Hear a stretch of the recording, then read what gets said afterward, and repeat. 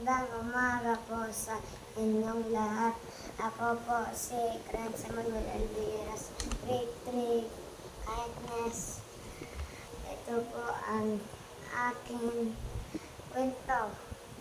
Bakit mas maliwanag ang araw kaysa buwan?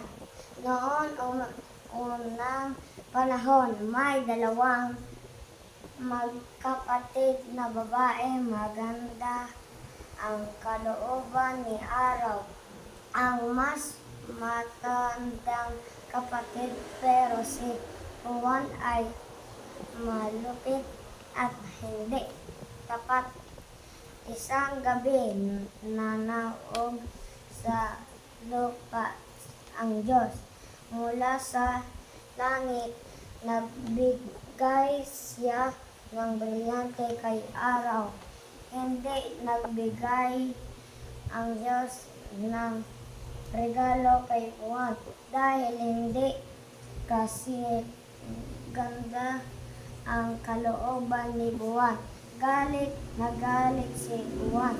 Tapos pumunta si Buwan sa langit at nagnakaw siya isang brilyante ng Diyos. Noon bumalik siya sa lupa, nakatulasan niya na ang kanyang brilyante ay hindi kasi liwanag ng brilyante ni Araw. Mas nagalit si Buwan nang nalaman ng Diyos tungkol sa pangyayari.